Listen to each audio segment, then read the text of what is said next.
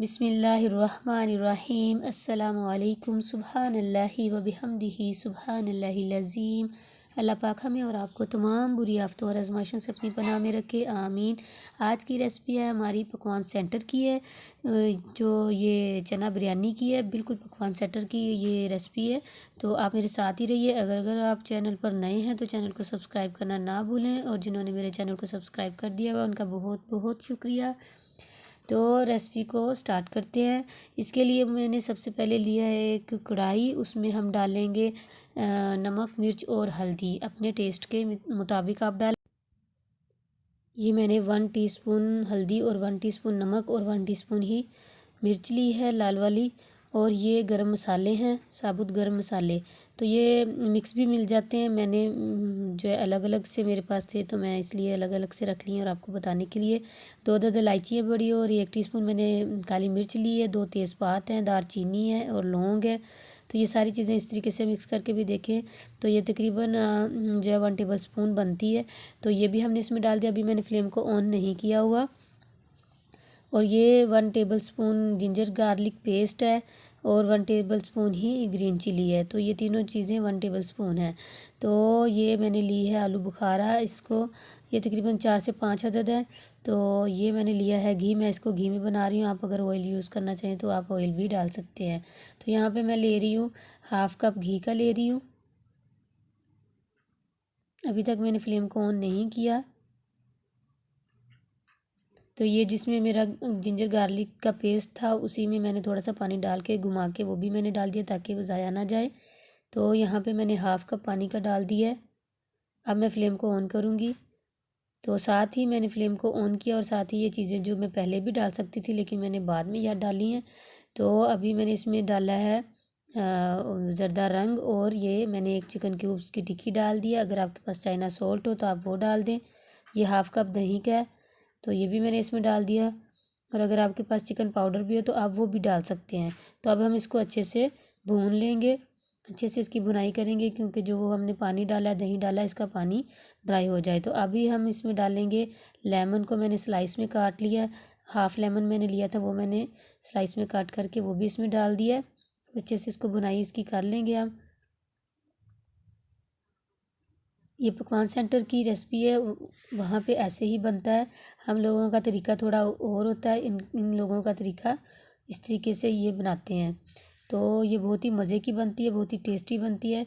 तो ये मैंने पकवान सेंटर से ही ये रेसिपी ली है। तो यहाँ पे अब भुनाई हमारी हो चुकी है। तो अब इस पॉइंट पर आकर हम टमाटर डालेंगे, क्योंकि टमाटर हमने पहले इसलिए नहीं डाले कि हमने इसके साथ ही अब चने डालेंगे। तो चने में जब हम चने डालेंगे तो इसमें पानी हम नहीं डालेंगे, क्योंकि टमाटर अपना पानी छोड़ेगा, तो उसी के साथ ये भुन जाएंगे। तो ये मैंने चने जो है रात भर भिगो के रखे हुए थे, सोडा लगा के। सुबह इनको मैंने पानी वो पहले वाला रात वाला निकाल के नया पानी डाल के फिर मैंने इनको थोड़ा सा नमक डाल के इनको मैंने बॉईल कर लिया। तो अब ये हम दोनों चीज़ों को अच्छे से इनकी भुनाई कर लेंगे। पानी टमाटर जो है पानी अपना खुद ही छोड़ देंगे, तो इनकी अच्छे से भुनाई, जो पानी डालने की हमें ज़रूरत नहीं है अब। तो इनकी अच्छी से भुनाई हो चुकी है। आप देख सकते हैं कि टमाटर ने अपना पानी छोड़ा, मैंने पानी बिल्कुल भी नहीं डाला। तो इनकी अच्छे से भुनाई अब हो चुकी है।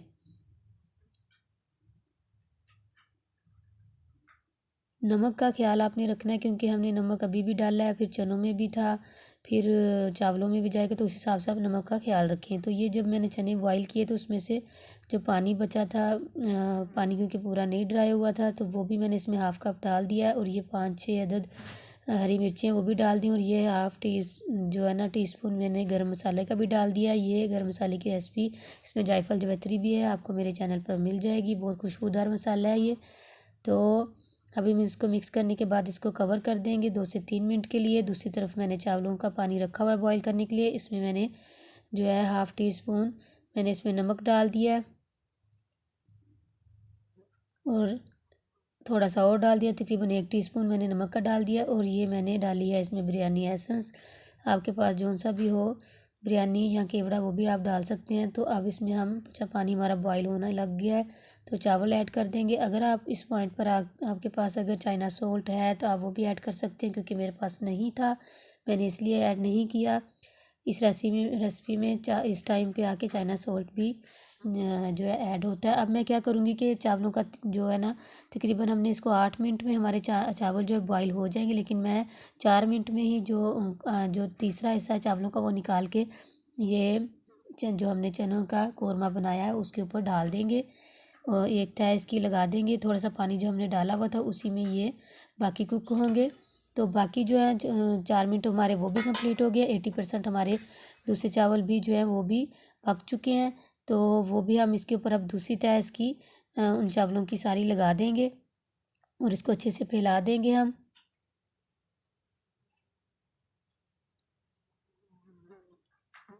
तो ये हमारी चना बिरयानी तय वाली जो है वो बन जाएगी। तो इस हिसाब से हम इसको, मैंने इसके ऊपर घी के जो है ना 2 टेबलस्पून वो भी डाल दिए हैं। अगर मैं ऑयल में बनाती तो मैं ऑयल डाल देती। तो इस पॉइंट पे आके यहाँ से थोड़ी सी स्किप हो गई है, तो आपको नज़र आ रहा होगा कि मैंने 2 टेबलस्पून घी के इसके ऊपर डाल दिए हैं। और अब मैं इसके ऊपर ज़रदा कलर भी है वो भी इसके ऊपर मैं डाल रही हूँ। तो अब हम इसको दम वाली आँच पर रख देंगे। पहले हम इसको 5 मिनट हाई फ्लेम पे दम पे रखेंगे, उसके बाद हम 15 मिनट के लिए लो फ्लेम पे इसको रख देंगे।